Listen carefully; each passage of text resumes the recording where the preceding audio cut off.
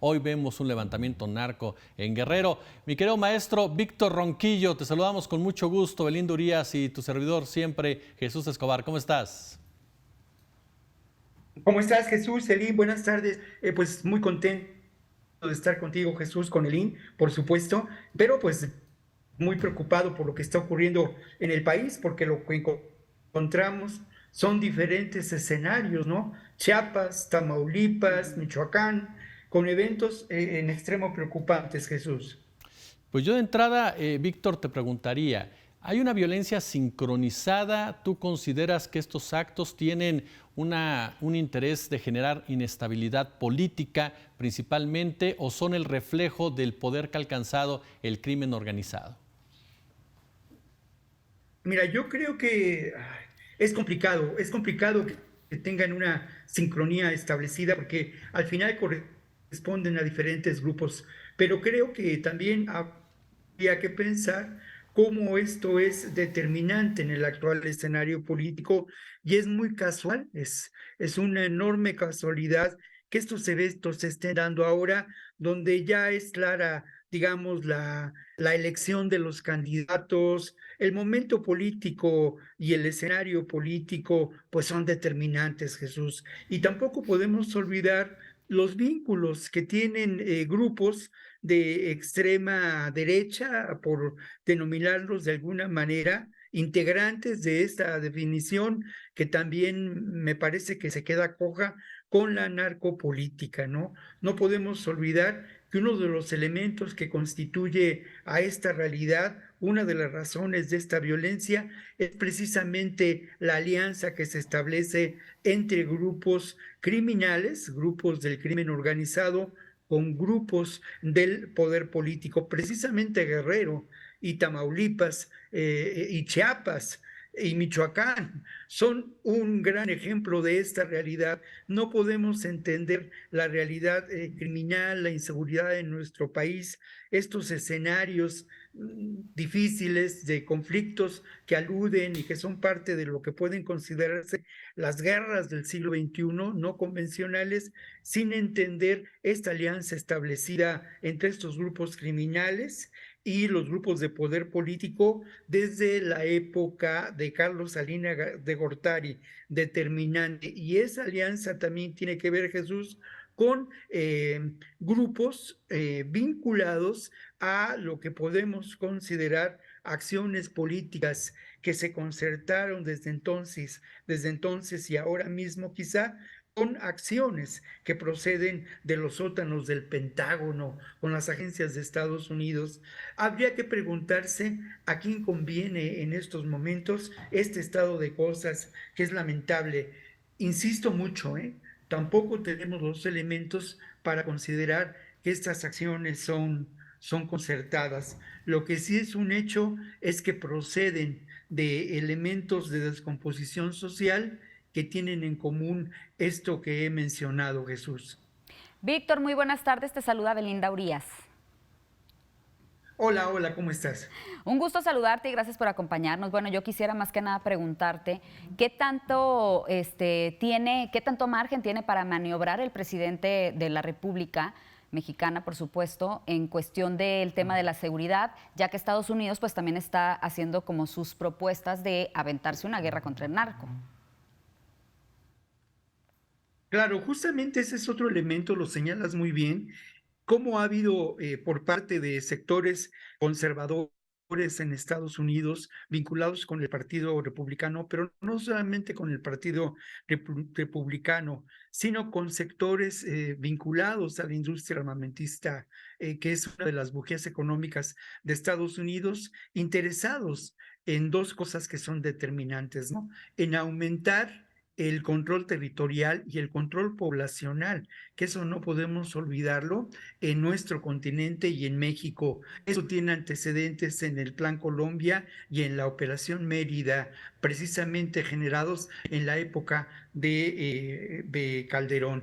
Y luego lo otro que es también importante señalar es que de alguna manera, pues eso, ¿no? Se ha dicho muchas veces, estamos en un momento político y esto conviene a los intereses de Estados Unidos o de este grupo de conservadores que mencionaba. Pero es muy importante también señalar que al final de cuentas ha habido una oposición creciente por parte de sectores dentro de la propia DEA, dentro de la propia CIA, dentro del propio ejército estadounidense. Ha habido sectores que se oponen a un intento de cambiar el paradigma, ¿no? Y en lugar de generar la guerra contra las drogas, de mantener esa estrategia, pues en este gobierno se ha buscado una alternativa que es la construcción de la paz y se ha establecido una relación muy diferente a la que se estableció de total dependencia con las agencias de Estados Unidos y con la estrategia de seguridad de Estados Unidos, que es también, como decía yo, una estrategia de control económico, de control territorial, de control poblacional y de los recursos, establecida desde Estados Unidos para Latinoamérica desde finales de la década de los años 80, ante una crisis económica que en esos momentos se vivió en Estados Unidos y que sigue dando, es decir, sigue vigente hoy en día, ¿no? Oye, Víctor, ahorita hablábamos precisamente de los ardillos, que son un legado de los Beltrán Leiva. Cuando caen los Beltrán Leiva aparecen 7 facciones precisamente que conformaban su presencia en el estado de Guerrero. Y los Beltrán Leiva son personajes claves en toda esta historia de la llamada guerra en contra del narcotráfico por parte del gobierno de Felipe Calderón Hinojosa. Seguimos pagando ese legado de violencia que se generó, se profundizó en este gobierno del 2006 hasta el 2018 con Peña Nieto. Sí, bueno, decir que seguimos pagando es una manera de mencionarlo, pues una manera de definirlo, pero más que lo seguimos pagando, lo que seguimos viviendo es ese proceso de degradación social, esa estrategia por parte de Estados Unidos que no ha cambiado en muchos sentidos y que sigue siendo impulsada por estos sectores conservadores. Una estrategia que podemos denominar como Guerra del Narco, que podemos denominar como Operación Mérida, eh, pero al final, como Operación Colombia o Iniciativa Mérida, pero al final de cuentas se trata de una estrategia de control territorial y una estrategia de establecimiento de lo que puede considerarse la hegemonía del imperio a través de procesos neocoloniales, ¿no? Estos procesos neocoloniales no se dan solamente en América Latina, no se dan solamente en México, sino tienen que ver con una estrategia global eh, desarrollada por parte de Estados Unidos vinculada a sus intereses económicos. En definitiva, ¿no? Lo que vivimos hoy, desde mi punto de vista, es parte de esa realidad y tiene que ver con lo que muchos teóricos han llamado, pues, estas guerras del siglo XXI, que son guerras no convencionales, pero que tienen como finalidad el control territorial. Otro elemento que es muy importante ahora que mencionan los ardillos, pues es la conformación de estos grupos a lo largo de décadas y cómo estos grupos hoy en día podemos considerar que son grupos por su armamento, por la manera en que operan, de un carácter paramilitar, ¿no? Pero también en el caso muy concreto, los fenómenos sociales son así, encontramos de manera sorpresiva para nosotros en estos momentos esas bases sociales en Guerrero, estos grupos que son marcharon alrededor de 2,000, 5,000 personas. Esa es la dimensión de lo que está ocurriendo. Esto resulta sorpresivo porque lo que ocurre en estas regiones es que el control de la economía es establecido por estos grupos criminales, ¿no? Y uno pensaría que es decir, sorprende demasiado que tengan esta denominada base social.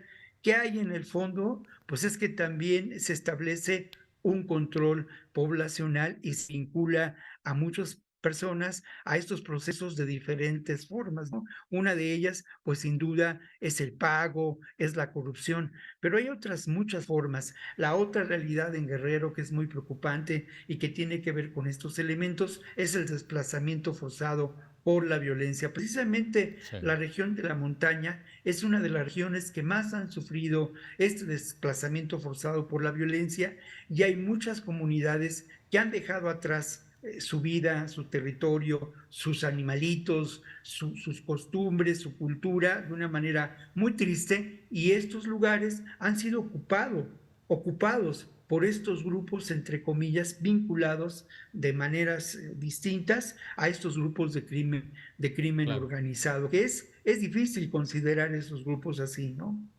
Es Víctor, decir, es difícil la definición que les damos de crimen organizado. Víctor, disculpa que te haya interrumpido. ¿Cuál es tu opinión No, por favor. acerca de la estrategia presentada el día de ayer por Marcelo Ebrard? Bueno, a mí me parece que se abunda demasiado en la tecnología y no se entiende que el problema grave es precisamente esa vinculación entre los grupos criminales que se dan en Guerrero y que tienen una presencia determinante en el escenario político de Guerrero, y que seguramente lo tendrán en el escenario político futuro en muchas regiones del país. Esa vinculación de esos grupos criminales con el poder político corrupto y con poderes empresariales beneficiarios de ello.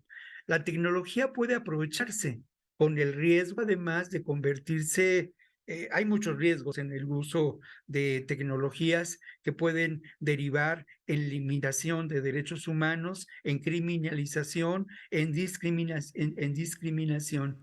Pero más allá de ello, se deja de lado lo fundamental, desde mi punto de vista, y lo fundamental es desmontar esa instancia de involucramiento, de complicidad, de asociación delictuosa, valga el término, establecido de manera determinante desde la época del gobierno de Salinas de Gortari, en un proceso que va creciendo y que se va generando hasta el día de hoy. ¿Cuántos gobernadores de Tamaulipas en estos momentos enfrentan la ley?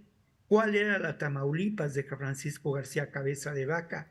¿Qué ocurre en Guerrero, además de esta realidad donde personas que trabajan en la defensa de los derechos humanos, a mí me han dicho de manera muy clara cómo el crimen organizado impulsa a determinados candidatos, o aún, lo que es peor, integrantes del propio crimen organizado son convertidos o forman Sí, gobiernos, ¿no? Entonces, el problema es más complejo que la claro. implementación de tecnología, ¿no? Mucho más complejo. Admirado Víctor Ronquillo, como siempre, gracias de verdad por participar con nosotros y platicar de este y otros temas aquí en Noticias 360 de la tarde.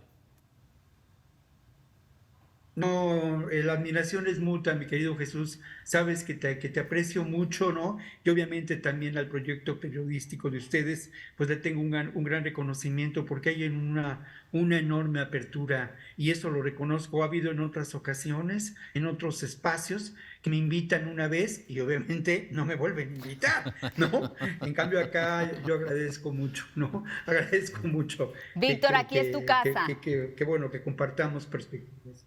Yo lo sé, muchas gracias, muchas gracias.